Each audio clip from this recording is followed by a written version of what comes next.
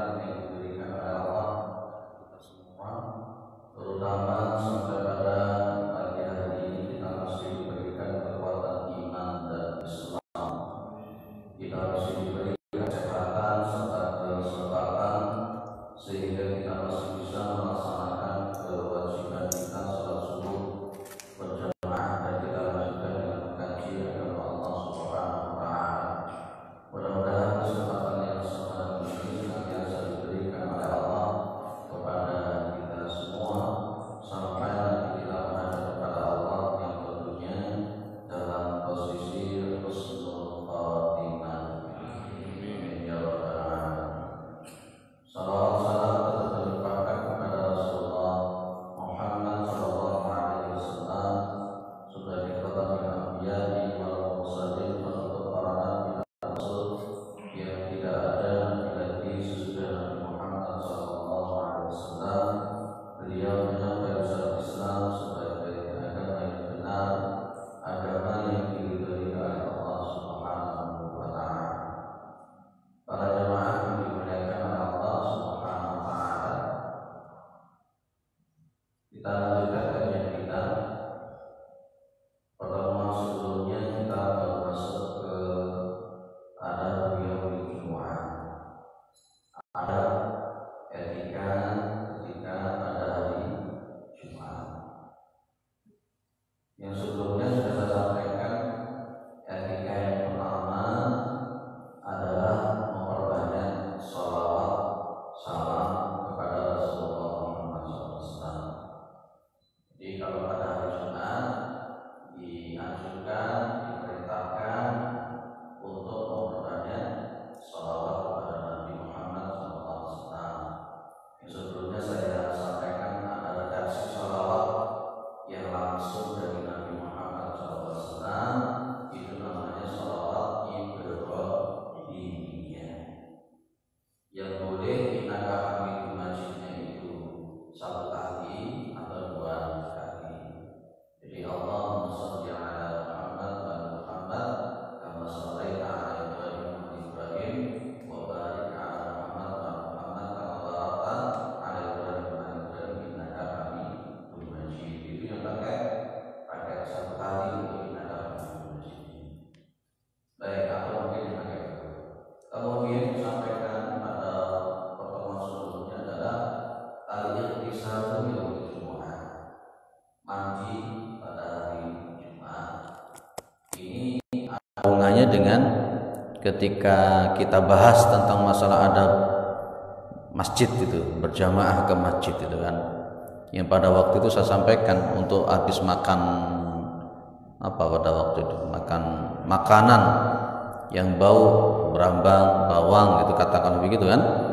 Itu oleh Nabi disuruh untuk menjauhi masjid karena memang posisinya bau itu mengganggu. Kemarin juga sudah saya sampaikan bahwa mandi hari Jumat itu tata caranya seperti kita mandi besar. Tata caranya mandi Jumat itu tata caranya seperti mandi besar. Masih ingat ya tata cara mandi besar gitu ya? Pertama, membasuh kedua telapak tangan. Kemudian yang kedua, membasuh kemaluan dan sekitarnya. Ketiga, membasuh kembali kedua tangan yang habis membersihkan kemaluan dan sekitarnya. Kemudian wudu. Setelah wudu baru ke seluruh anggota tubuh yang diawali sebelah kanan dan kepalanya dulu. Kepala selesai, baru kemudian bawah, dan terakhir adalah kedua kaki. Itu yang dilakukan oleh Rasulullah Muhammad SAW di Jumat. Makanya kemarin juga saya sampaikan untuk takmir itu sebisanya memberikan fasilitasi kepada mungkin makmum yang musafir atau mungkin khotib yang datang dari kantor dan belum sempat mandi gitu ya. Itu memberikan fasilitas untuk mandi. Kita lanjutkan kemudian. Nomor 3, wa ta'tibi wa tanaffuli qabla al-jumu'ati. Meletakkan atau memakai minyak wangi Watanaful, melakukan hal-hal yang sunnah, yang disunnahkan qoblal jumu'ati, sebelum berangkat untuk melakukan sholat Jumat. Memakai minyak wangi itu sunnah, dilakukan oleh Rasulullah Muhammad SAW. Ketika kita mau sholat Jumat, kita habis mandi, kemudian melakukan atau memakai minyak wangi. Saya kembangkan sedikit. Jenengan biasanya pakai minyak wangi yang ada alkoholnya benda, atau pakai yang bibit, atau cuma dioles-oles saja? Kesehariannya pakai minyak wangi yang ada alkoholnya atau tidak? Jenengan meyakini yang ada alkoholnya itu najis atau tidak? Ini ada di dalam dunia fikih terjadi ikhtilaf. Alkohol itu khamr atau bukan? Khamr itu alkohol atau bukan? Dan kemudian kalau khamr itu najis, kalau kemudian khamr itu disamakan dengan alkohol, ya otomatis akan menganggap najis. Kalau dianggap bahwa semua alkohol itu najis, kira-kira sabun itu najis enggak? Sabun itu ada alkoholnya enggak pengelolaannya? Sampo itu pengelolaannya ada alkoholnya enggak? Ada jenis etanol, repanol dan seterusnya. Ya, jadi saya sepakat dengan pendapat yang menurut saya lebih rajih, bahwa khamr dan alkohol itu berbeda. Alkohol yang kita pakai selama ini kayak jenis etanol, repanol itu adalah jenis pembuatan secara senyawa kimiawi. Jadi dia bukan khamr. Yang namanya khamr itu diminum memabukkan. Sementara kalau jenis etanol yang alkohol yang jenis senyawa kimiawi itu diminum itu memabukkan atau mati? Memabukkan atau mati? Kalau diminum mati itu berarti apa? Racun. Racun itu najis atau tidak? Nah, jadi saya sampai hari ini memegang pendapat ini, banyak yang dipakai oleh para jumhur ulama, bahwa jenis alkohol yang ada di parfum itu bukan khamr dan itu tidak najis, dan dia sekedar hanya sebagai katalisator saja. Ya, kalau umpamanya dinajiskan semua jenis alkohol, kita hidup itu sulit, Pak. Kesulitan untuk hidup kalau umpamanya semua jenis alkohol dianggap najis, itu pasti berbahaya. Hand sanitizer itu ada alkoholnya enggak? Ada ya. Najis atau enggak itu? Kalau jenengan najis piye gawe hand sanitizer? Atau pas ketika ada masuk itu kan biasanya ada semprotan dari atas itu. Itu ada jenis alkoholnya enggak? Ada unsur alkoholnya walaupun cuma berapa persen. Nah ini. Jadi saya sampai hari ini masih memakai pendapat bahwa jenis alkohol dengan khamr yang sekarang itu berbeda. Itu berbeda. Tapi kalau ada orang memahami bahwa alkohol dan khamr itu identik dan sama, wah ini gitu ya. Baik. Riwayat Imam Al-Bukhari dari Salman Al-Farisi, la yaghtasilu rajulun, tidaklah seseorang itu mandi. Kapan? Yaumal jumu'ati, pada hari Jumat. Wa yatatahharu mastata'a min tuhrin, dan dia bersuci sesuai dengan kemampuannya. Bersuci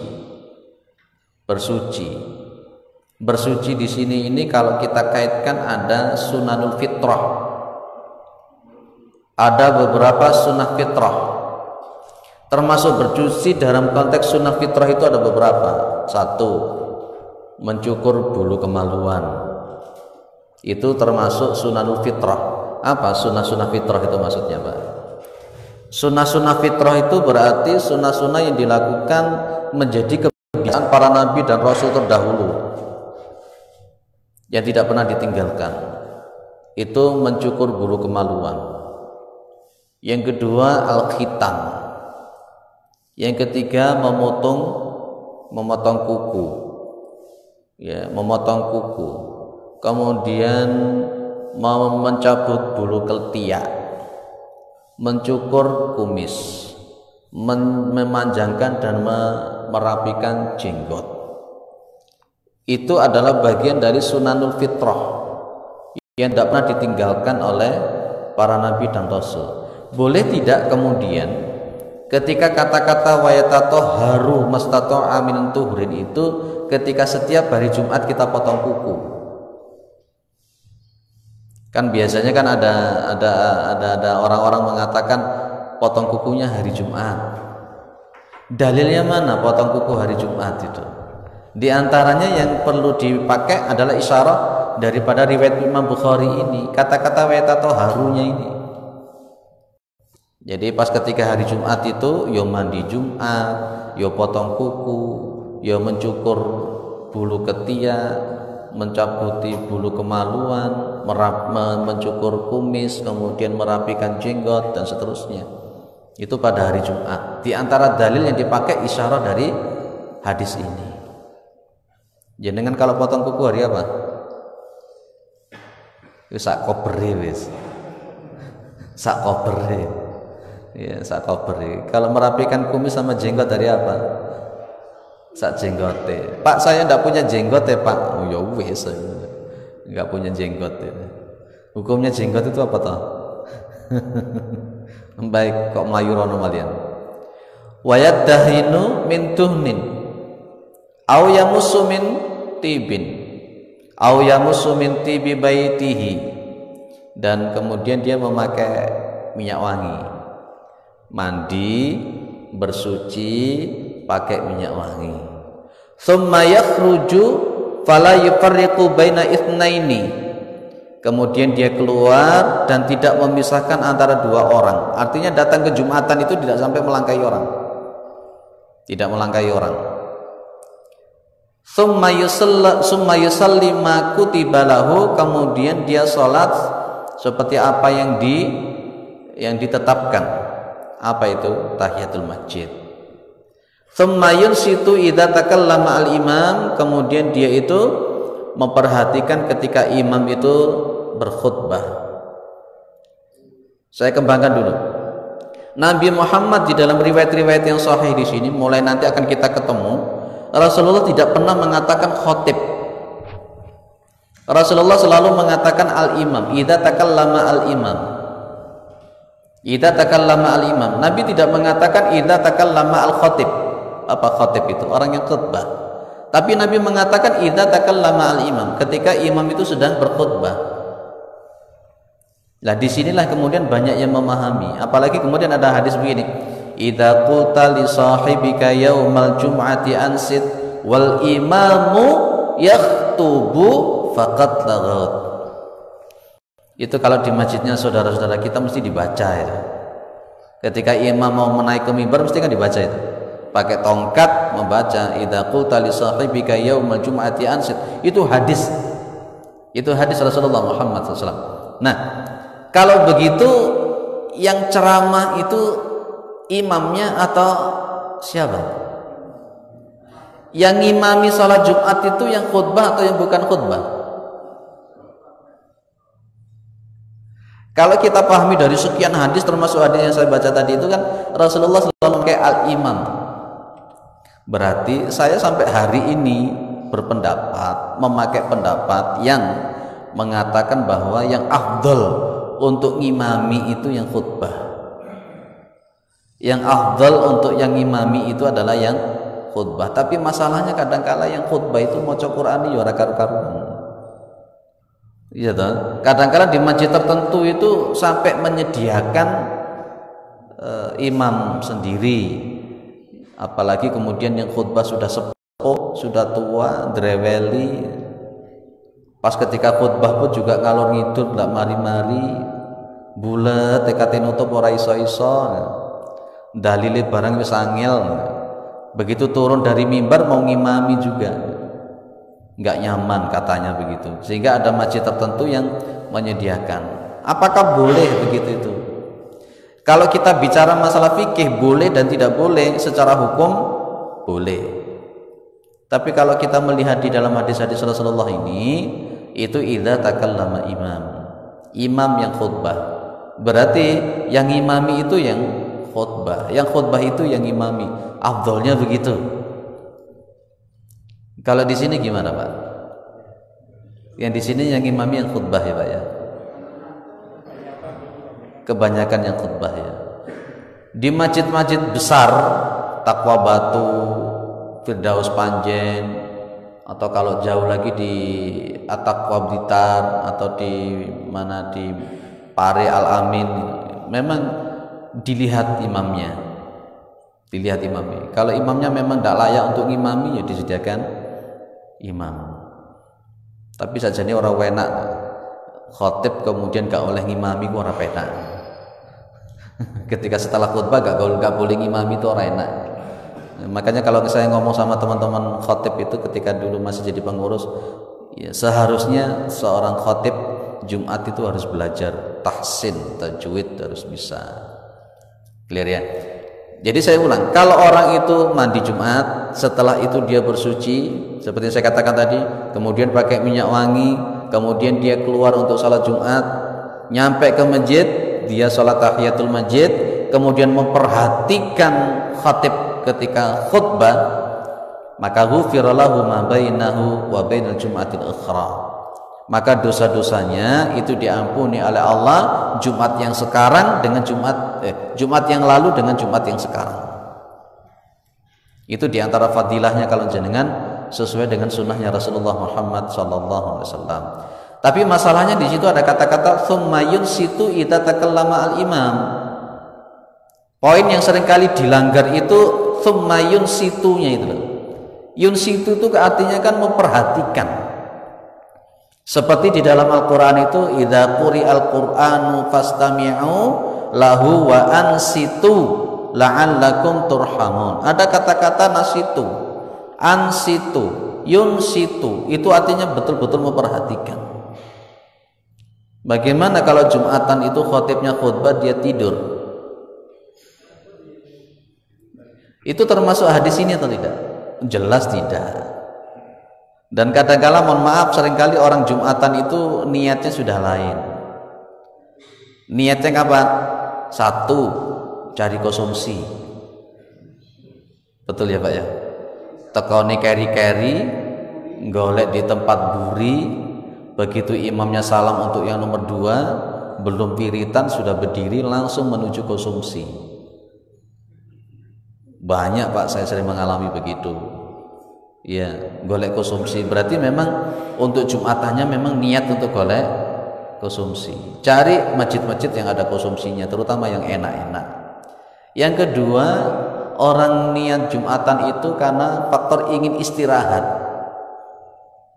Ingin istirahat. Dia melepaskan segala kesibukan di kantor, datang Jumatan. Begitu duduk, dia akan mengambil tempat yang senyaman mungkin. Kadangkala juga nyari sendenan, dia pejamkan matanya. Begitu imam selesai, seger. Akhirnya ada yang ngomong, aku lek mari Jumatan itu mesti seger. Lapo turu. Ada yang begitu. Di sini ada juga enggak? Alhamdulillah enggak ada. Enggak ada bedanya. Masya Allah. Makanya cari imam, cari khatib itu yang suaranya buanter kalau imami Jumatan. Itu kalau Jumatan itu, apalagi kalau sudah dipasang karpet empuk, baru kemudian dikasih AC sejuk, wes tambah maruno, kemudian imamnya itu lemah lembut mendayu-dayu gitu, wes tambah ngantuk.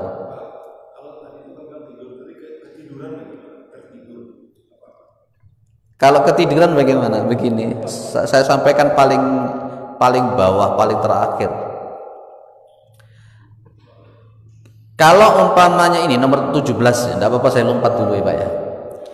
Idza ghalabahu an-nu'asu tahawwala min makanihi. Kata Nabi, apabila salah satu di antara kalian itu ngantuk, ya idza na'asa ahadukum al-jum'ah. Hadisnya nomor 17, jangan lihat paling bawah.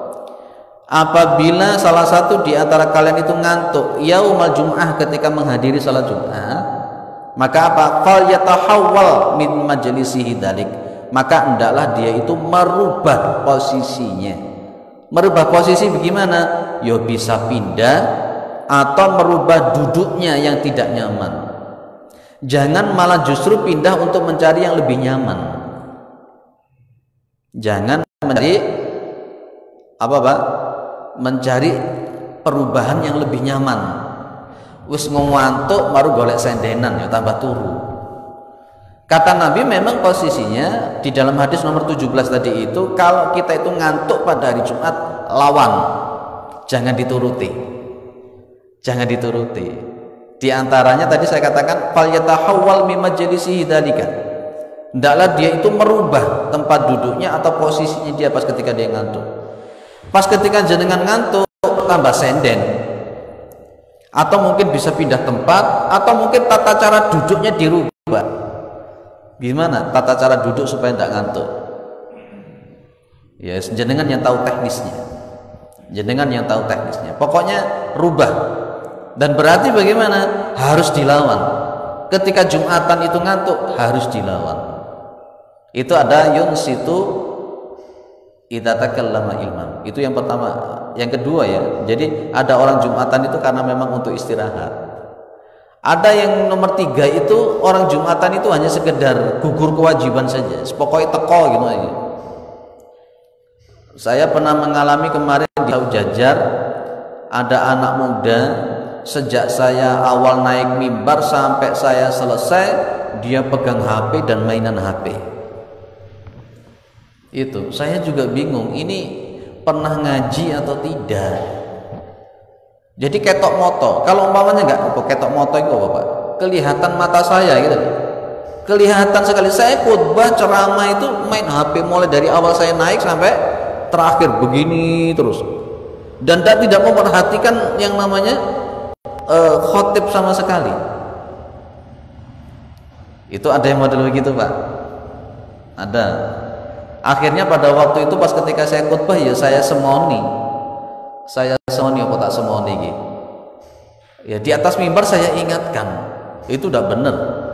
Saya sampaikan hadisnya. Pas ketika saya sampaikan hadisnya ya tetap saja sampai saya selesai begini terus. Mungkin tidak dengar saya begitu. Pas begitu saya selesai, takmirnya mendekati saya. Pak, 2 minggu yang lalu anak itu sudah saya beritahu. Ternyata pelakunya sama. Jadi setiap kali Jumatan juga main HP terus, diingat sama takmirnya. Dia bilang sama saya, Pak, sudah tak ingatkan 2 minggu yang lalu. Loh kok sekarang masih HP-an? Yo, enggak tahu. Nah, hari Jumat yang lalu kemudian salah satu jamaah datang pas ikut ngaji saya di Manarul Islam bilang, Pak, alhamdulillah sudah enggak ada yang main HP. Berarti sudah mulai. Nah itu, jadi mendengarkan khatib untuk khutbah itu rukunnya. Harus jangan tidur, jangan main-main. Akhirnya ada orang yang tanya sama saya, Pak, kalau begitu pas ketika khatib khutbah sibuk memutarkan kotak amal itu gimana hukumnya? Di sini muterkan kotaknya kapan? Oh enggak, alhamdulillah. Oh mancap di depan, alhamdulillah. Jadi tidak sibuk untuk bingung muterkan itu. Ada yang mensiasati setelah imamnya salam kedua. Begitu imam salam, assalamualaikum warahmatullah, assalamualaikum warahmatullah, selesai baru diputarkan kotak. Ada yang semacam itu. Ada masjid seperti Masjid Taqwa Batu itu belum dimulai khutbah Jumat, kotak sudah diputarkan. Jadi pas ketika khutbah Jumat terus bener-bener fokus kepada apa yang disampaikan oleh khatib. Itu seharusnya begitu. Jadi kalau kita sudah melakukan seperti itu tadi, kalau mau Jumatan mandi dulu, kemudian bersuci, kemudian memakai minyak wangi, kemudian keluar ke masjid, salat 2 rakaat tahiyatul masjid, kemudian betul-betul memperhatikan imam, maka dosa-dosanya diampuni oleh Allah. Jumat yang lalu sampai Jumat yang sekarang. Clear. Tapi saya yakin jamaah Masjid Nyadin ini tertib semua kalau Jumatan. Amin insyaallah. Insyaallah. Sop-sop yang depan diisi dulu, seret. Baik. Lanjut. Nomor 4, al-istiyaku. Al-istiyak itu kalau jenengan mau sholat Jumat, al-istiyak itu gosok gigi, Pak. Pada waktu kita bahas tentang masalah adab masjid, itu kan makan bawang berambang atau makanan yang tidak enak yang mengeluarkan bau itu saja sama Nabi dilarang. Ya, jadi mandi, gosok gigi, gitu kalau mau Jumatan, itu sunnahnya begitu. Apalagi habis makan sesuatu yang enggak enak. Kalau habis rokokan, kate rokok, kate Jumatan ojo rokokan sih. Kalaupun mau rokokan, bagi orang-orang yang ngerokok loh ya, maksud saya itu, sebelum datang ke Jumatan, ayolah dibersihkan dulu. Kata Nabi Muhammad SAW, anna Rasulullah SAW qala, sesungguhnya Rasulullah SAW bersabda, ghuslu yaumil jumu'ati ala kulli muhtalimin wa siwakun ya wa yamassu min tibi ma qadara alaihi. Jadi kata Nabi kalau mau Jumatan itu apa? Satu, ghuslu yaumil jumu'ah, mandi. Kalau mau Jumatan apa? Satu, mandi. Yang kedua, wasiwakun, gosok gigi. Yang ketiga, wayamusu min tibi ma qadara alaih, memakai minyak wangi yang dia memang mampu. Itu pakai minyak wangi, Pak. Dari tadi memang disebutkan oleh Rasulullah, Pak, memakai minyak wangi. Hadis-hadis yang berkenaan dengan masalah sholat Jumat pasti akan menyebutkan memakai minyak wangi. Itu pasti. Pak, bagaimana kalau lupa pakai minyak wangi? Oh, takmirnya sudah menyediakan kok di masjid itu. Takmirnya sudah menyediakan minyak wangi di pojok-pojok. Biasanya minyak wangi yang oles ya, Pak ya. Tapi karena corona seperti ini, pakai oles itu banyaknya ndak mau. Mungkin pakai semprot, pakai minyak wangi yang kecil gitu ya. Kemana-mana bawa yang sekian itu. Kalau mau sholat bawa, mau sholat ditelet, bawa sendiri aja tidak apa-apa. Harganya cuma berapa itu? Kalau pakai penya yang bibit paling banter 10.000, 20.000 sampai 25.000. Itu yang bibit yang kecil. Sunnah seperti itu. Nabi suka semacam itu. Bawa di kemana-mana, di kesak, di saku itu ada botol kecil untuk minyak wangi. Mau Jumatan pakai minyak wangi, mau salat jamaah pakai minyak wangi. Minyak wangi yang seger, yang lembut, itu sunnah. Hukumnya seperti itu, sunnah. Ada yang sudah melakukan kemana-mana bawa minyak wangi kecil. Kalau saya kemana-mana bawa, kalau mau Jumatan mau apa tak toles tuan. Boleh semacam itu, boleh, nggak apa-apa. Ada yang didiskusikan sebelum saya masuk nomor 5. Monggo, Pak.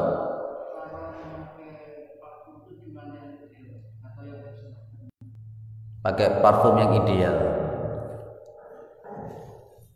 Rasulullah Muhammad SAW itu membedakan antara parfumnya laki-laki sama parfumnya perempuan. Di dalam hadis yang diriwayatkan oleh Imam At-Tirmizi, kalau untuk minyak wanginya perempuan itu, ya, minyak wanginya perempuan itu adalah baunya itu kalau tidak mepet betul itu tidak bau. Itu jenis minyak wanginya perempuan. Karena memang nanti yang mepet ke cewek itu adalah suaminya saja atau sama-sama wanita atau mahramnya. Itu jenisnya minyak wangi perempuan. Jangan sampai wanita itu pakai minyak wangi yang pakai minyak wangi yang sampai nyegrak, sampai jarak 2 meter 3 meter wis mambu. Jarak 1 meter sudah bau. Ini saya pakai, ini saya tunjukkan ya.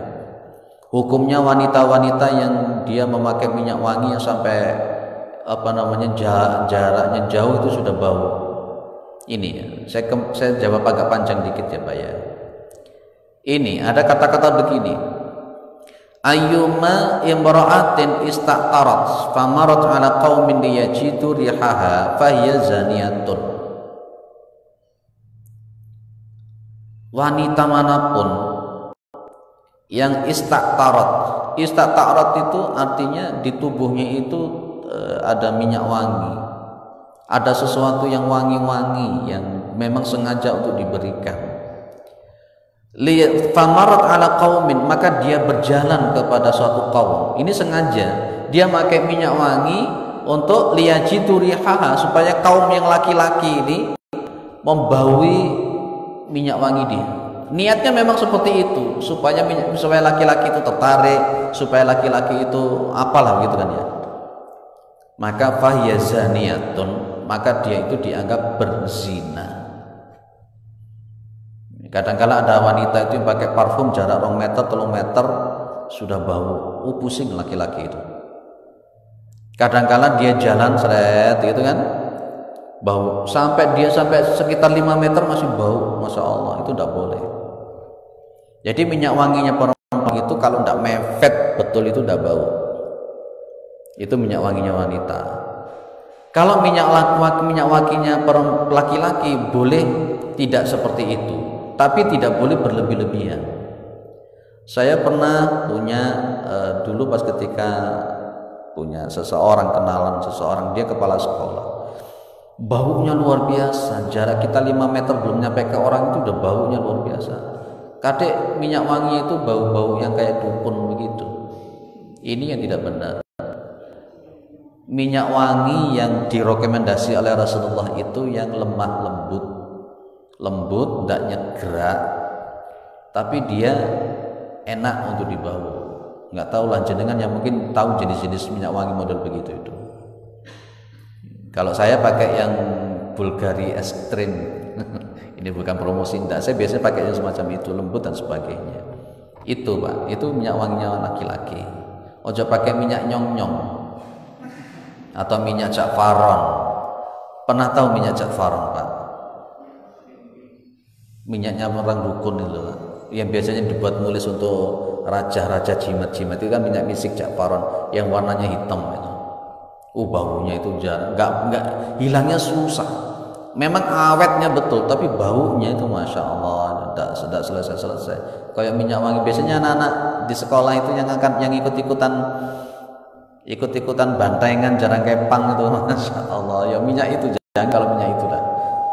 Belai setan yang melok kabeh. Itu Pak, minyak wangi gitu ya. Nggih. Boleh.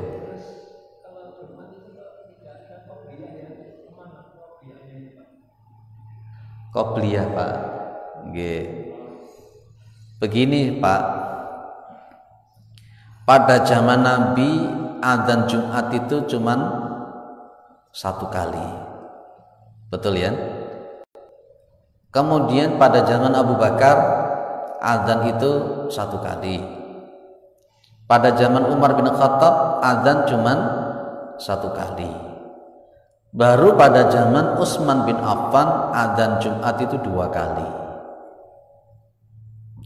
Kita berpikir kepada konteksnya Nabi, Abu Bakar, Umar, adzannya cuma 1 kali. Kalau begitu qobliyahnya di mana? Qobliyahnya di mana? Tidak ada. Nabi tidak melakukan itu. Gitu ya.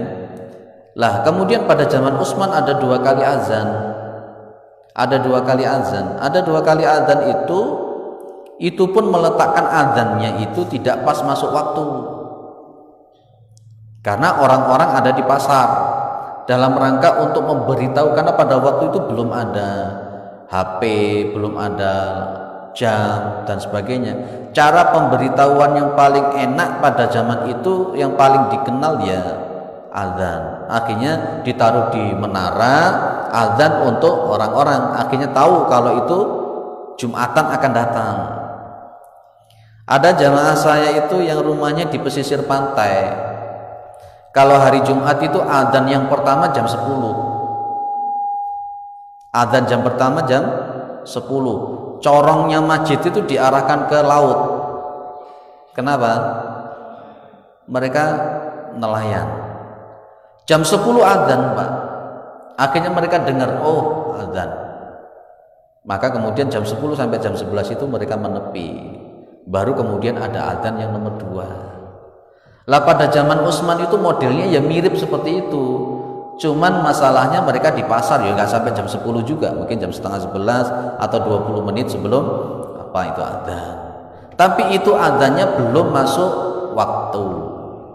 Lah yang sekarang ini sudah ada masuk waktu adzan yang pertama. Ya itu yang jadi masalah kan di situ. Nanti lo berarti ada qobliyah atau tidak? Saya mengatakan kalau pada zaman Nabi itu 1 kali adzan, Abu Bakar 1 kali adzan, Umar 1 kali adzan. Saya bertanyanya itu qobliyahnya di mana letaknya? Nah, makanya nanti akan saya bahas di sini, Bapak Ibu yang dimuliakan oleh Allah, itu kita diperbolehkan datang ke sholat Jumat sebelum imam itu naik ke mimbar. Kita itu melakukan sholat sunnah sebanyak mungkin yang kita inginkan. Tapi sebenarnya yang semacam ini tidak perlu dipermasalahkan, Bapak Ibu. Ada orang pakai adzan 2 kali, ada pakai 1 kali, tidak perlu dijadikan apa? Jadi tukaran ojo. Ya masing-masing mempunyai.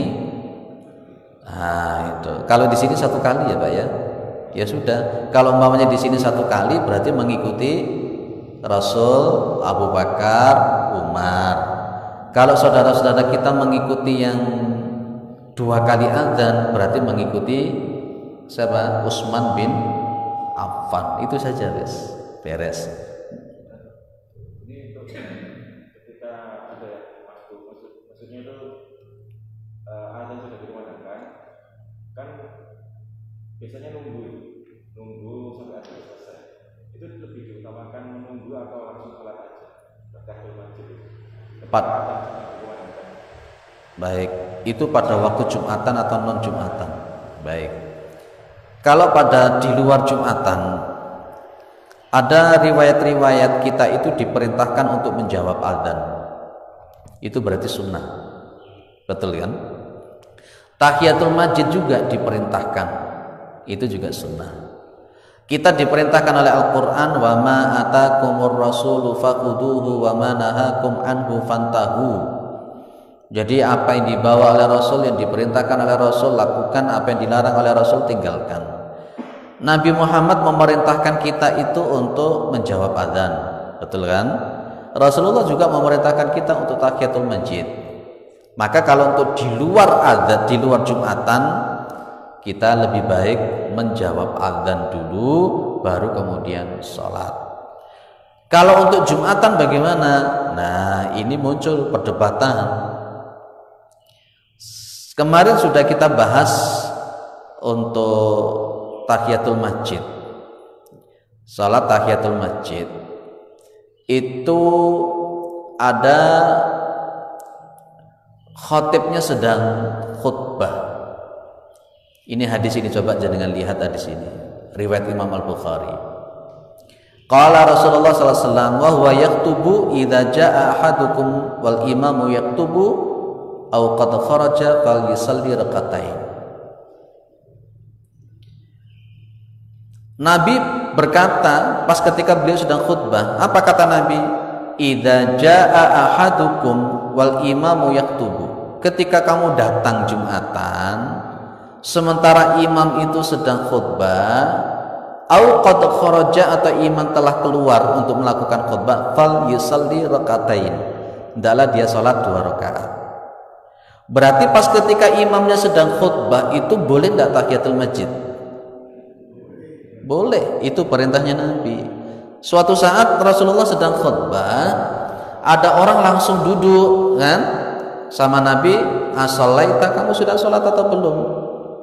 "Lah, saya belum sholat." Maka Nabi mengatakan, "Kum fasalli rakaatain." Berdiri kamu sholat 2 rakaat. Berarti pas ketika imam sedang khutbah kita boleh melakukan tahiyatul masjid. Tapi kemarin sudah saya bahas kan, dia itu kan berarti masbuk.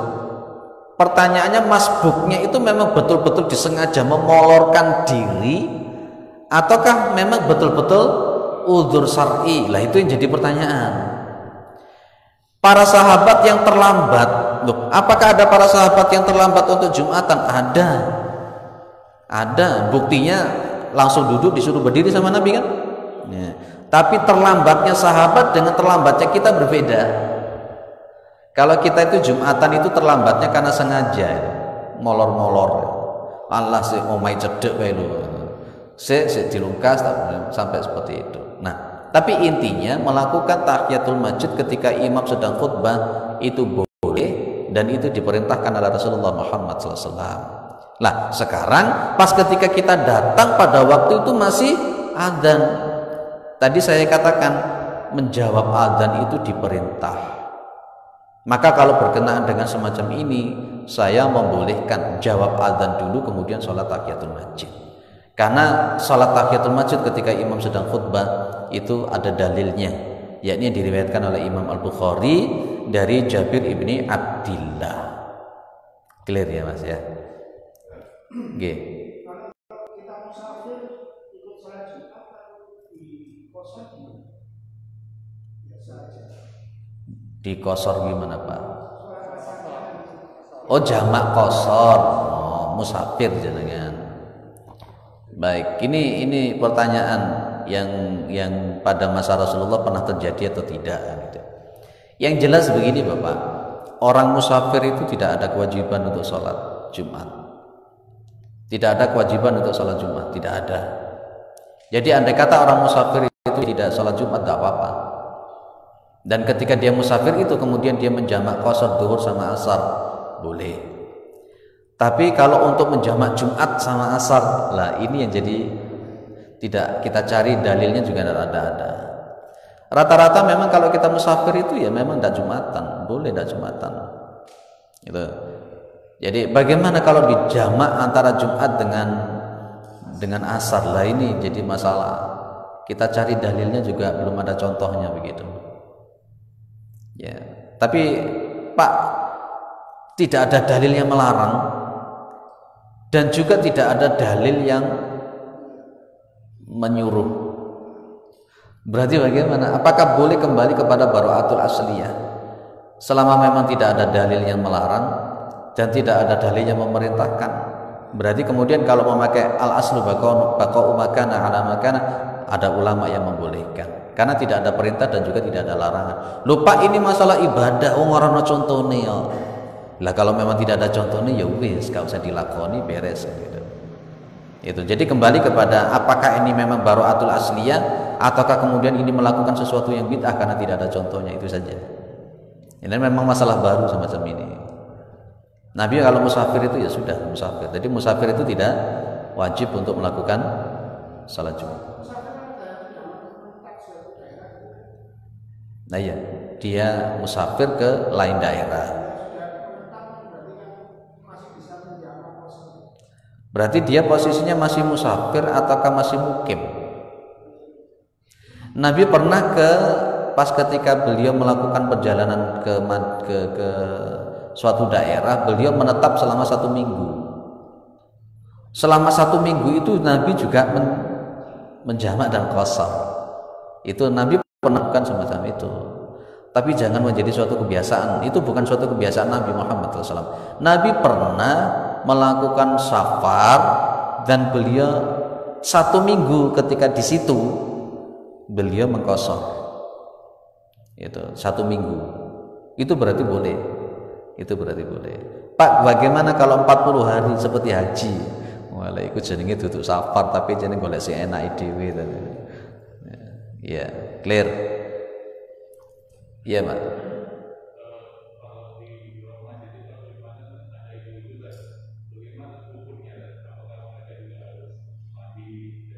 Ibu-ibu. Nggih. Kalau kita memakai redaksi di dalam bahasa Arab itu kan seringkali dalam bahasa Arab itu memakai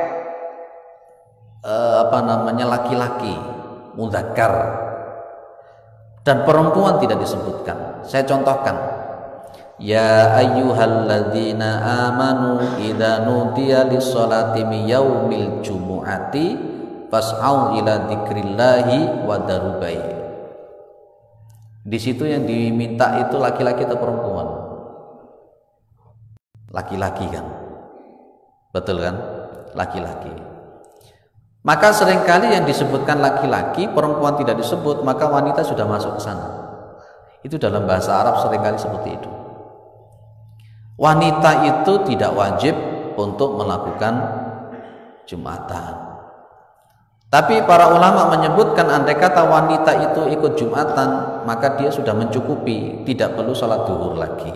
Lah, kalau umpamanya dia itu melakukan sholat Jumat, ya sama konteksnya sunnah-sunnahnya atau tanafulnya, sunnah-sunnahnya seperti laki-laki.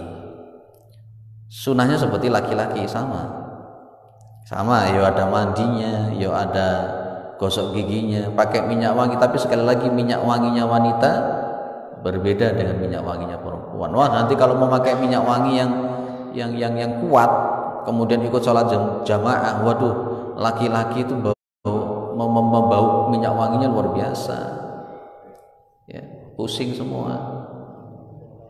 Ya, di musola atau masjid yang mepet begini, seret ini kan, cuman pakai satir begini, ini laki-laki dan ini laki-laki, ini perempuan begini kan, mepet kan. Kemudian minyak wanginya wanita begitu nyegrak ya, piye rasanya kalau mepet begini. Itu kan cuma dibatasin sama apa itu? Dibatasi sama kain saja kan, ada yang semacam itu. Nah, jadi dibedakan. Jadi sama wanita itu sama melakukan sunnahnya seperti yang dilakukan oleh laki-laki pas ketika Jumatan. Cuman masalahnya penempatannya untuk wanita ketika Jumatan itu loh. Kalau di Masjid Nyadin sini ditempatkan di mana kalau Jumatan ibu-ibu pengen ikut? Oh, enggak ada ya. Oh, sementara tidak diadakan ya. Memang karena belum ada tempatnya ya memang ya.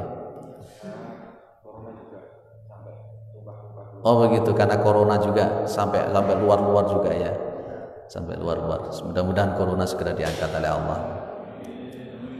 Gitu, ada yang lain? Saya tambah lagi 10 menit ya, supaya nanti bisa langsung suruh. Yang nomor 5, labsu ajmali thiyabihi lil jumu'ah. Memakai baju yang terbaik, yang terindah ketika sholat Jumat.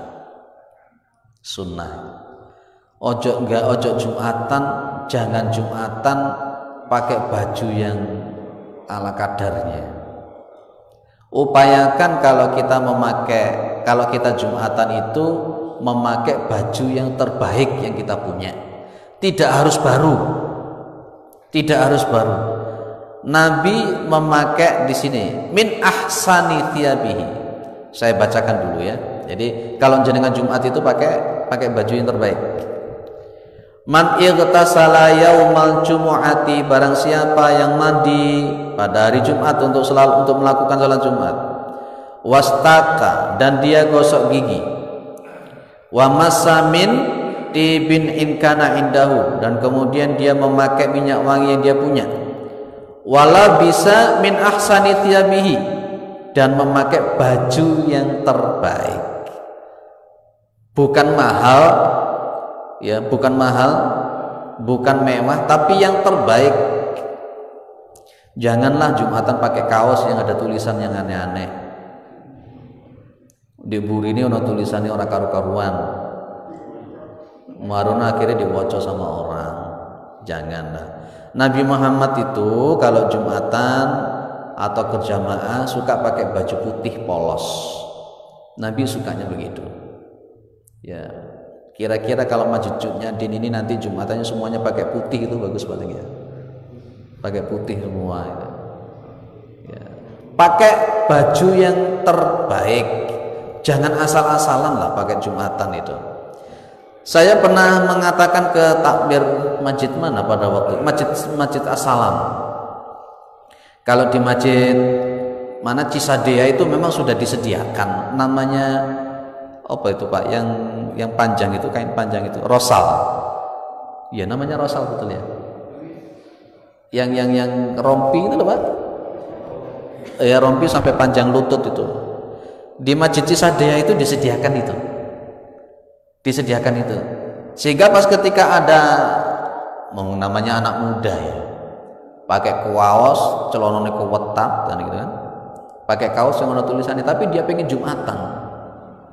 Dia datang ke situ, lah di situ sudah disediakan rosal gitu. Disediakan rosal, sehingga kemudian dia pakai rosal itu ketutup sudah, lumayan, masih lumayan pakai rosal. Jadi itu diantara upaya untuk memakai ini, dalil yang semacam ini. Jadi kalau jenengan Jumatan itu pakailah pakaian yang terbaik. Pak, saya pakai gamis panjang boleh enggak? Oh boleh, kata siapa enggak boleh? Enggak apa-apa. Jadi enggak apa-apa. Jangan dipahami yang aneh-aneh. Pak, kalau orang itu pakai gamis panjang itu berarti radikal. Jadi sopo kok radikal? Pak, lek jenggoten itu berarti radikal. Jadi sopo radikal jenggoten? Aku jenggoten ya ora radikal kok. Gitu. Jadi itu mindset stereotip yang tidak benar yang didengung-dengungkan oleh musuh-musuh Allah SWT. Pakai pokoknya yang terbaik. Jadi mandi, gosok gigi, pakai minyak wangi yang dia punya, pakai baju yang terbaik. Baru kemudian keluar sampai masjid, kemudian dia ini dalilnya melakukan sholat lebih dari 2 rakaat sambil menunggu imam. Tsumma rakaat. Baris keberapa? 1, 2, 3, 4. Baris yang nomor 4 sebelah kiri.